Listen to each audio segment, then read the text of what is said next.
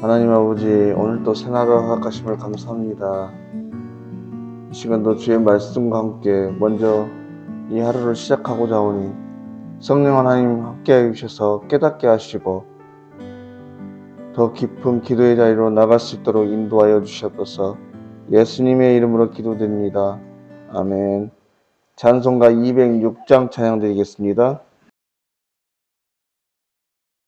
주님의 귀한 말씀은 내 발의 빛이요 목마른 사막길에서 샘물과 같도다. 굶주린 나의 영혼을 만나로 먹이고 내 갈 길 밝게 비추니 그 말씀 귀하다. 낮에는 구름 기둥과 밤에는 불 기둥 주 백성 앞에 나타나 인도해 주시네. 하늘의 깊은 지혜를 깨닫게 하시고 주 말씀 밝히 알도록 늘 도와주시소. 아멘.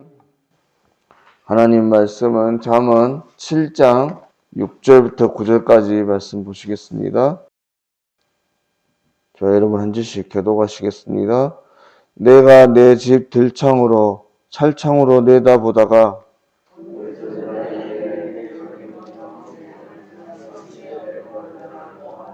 그가 거리를 지나 음녀의 골목 모퉁이로 가까이 하여 그의 집 쪽으로 가는데 저물 때 황혼 때 깊은 밤 흑암 중에라. 아멘.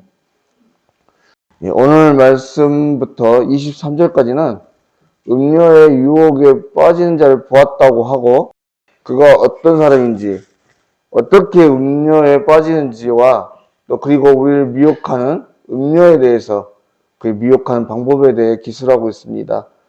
먼저 오늘 6절과 7절 말씀에는 저자 자신이 들창으로 또 설창으로 내다보다가 어리석은 자, 젊은이 가운데 한 지혜 없는 자를 보았다라고 말하고 있는데요. 먼저 들창과 설창이라고 하는 것은 단순히 이스라엘의 일반적인 창을 말하는 것입니다. 둘 다 밖을 볼 수 있게 해놓은 창문과 같은 것인데요. 이 들창과 설창 뭐가 다르냐면 들창은 문을 여닫을 수 있게 만든 것이고 설창이라고 하는 것은 문처럼 여닫는 것이 아니라 그냥 밖을 볼 수 있는 창문인데 우리가 그 창살이 있는 것처럼 이렇게 살을 만들어 놓은 그런 창문을 말하는 것입니다. 당시 유대 문화에서는 이러한 창문들은 단순히 밖을 보는 용도가 아닌 노아의 방주에서처럼 공기를 순환시키는 그 구멍 역할로 이렇게 사용됐다고 하는 거예요. 그런데 오늘 본문에서 이 저자가 이 창문에 대해서 굳이 들창과 설창으로 구분하고 있는 것은 사실 별다른 큰 의미를 부여하고 있지는 않습니다. 그저 단순히 자신의 집에서 여느 때처럼 밖을 내다보고 있는데 우연히 음녀의 골목으로 가까이 가는 한 어리석은 젊은이를 보았다고 하는 것이죠. 오히려 정작 오늘 말씀에 우리가 눈여겨봐야 할 한 단어는 다른 데 있습니다. 바로 음녀에게 행하여가는 한 사람을 향해서 젊은이라고 하는 표현을 사용하고 있는 것이죠. 동서고금망론하고 음란함에 대해서 가장 약한 존재가 누구인가? 젊은이입니다. 왜냐하면 이들은 혈기가 왕성하기 때문에 그렇죠. 이들은 어떻게 하다가 자신도 모르게 내가 언제 그랬냐 싶게 음란한 죄에 빠지게 됩니다. 그만큼 이 음란함과 음행에 노출되어 있다고 하는 말이죠. 제 아무리 절제를 하고 경계를 해도 스스로 이겨내기가 참으로 어려운 일이 아닌 것입니다. 그런데 실은 저와 여러분 또한 이 연약함 가운데, 육체의 종형 가운데, 또 이생의 자랑과 안목의 자랑 가운데 노출되어 있습니다. 우리는 부득불 이 음란한 세상 가운데 살아가고 있는 거예요.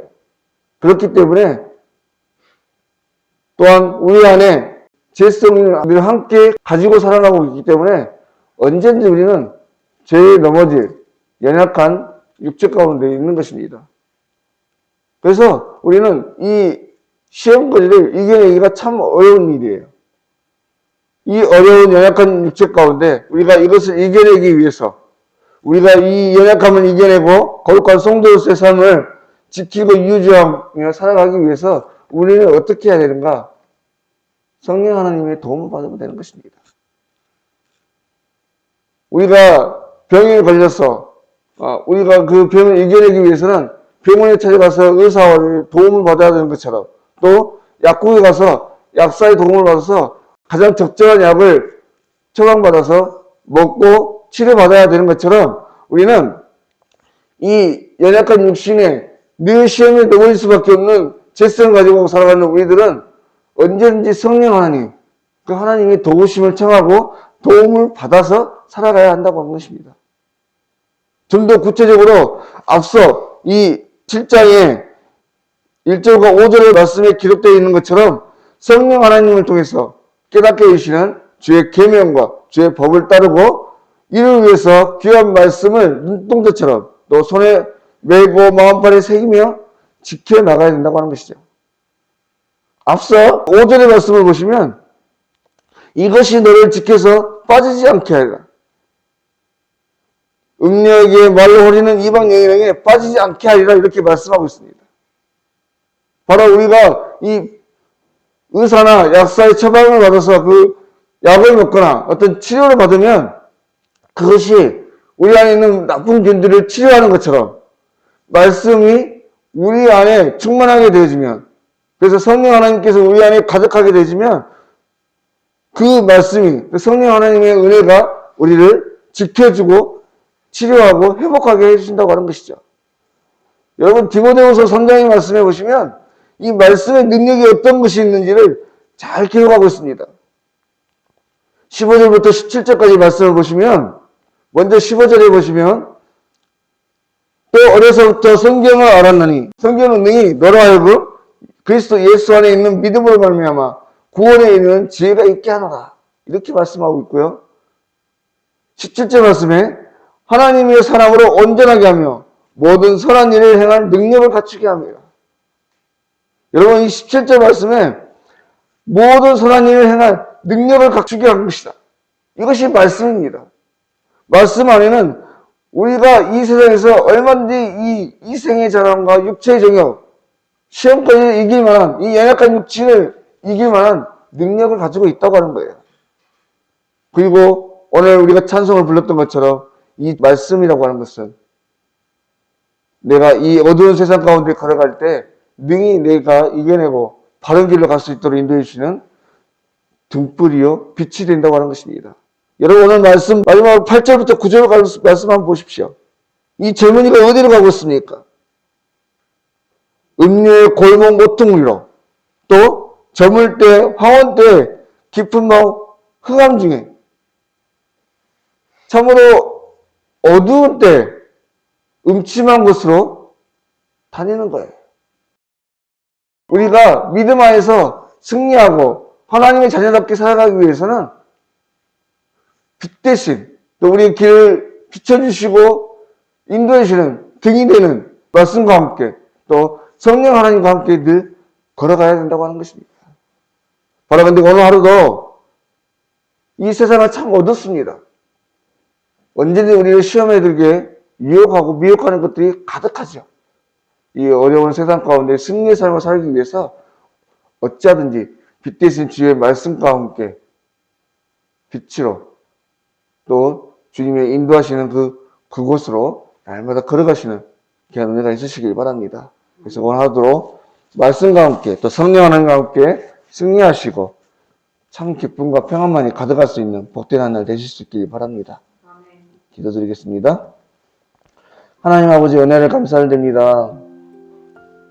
오늘 또 귀한 날 허락해 주시고 주의 말씀과 함께 승리의 삶으로 나아갈 수 있도록 인도하심을 감사합니다. 하나님, 이 세상은 참으로 어둠으로 가득합니다. 또한 우리는 지극히 연약한 육신 가운데, 육체 가운데 또 죄성을 가지고 살아갑니다.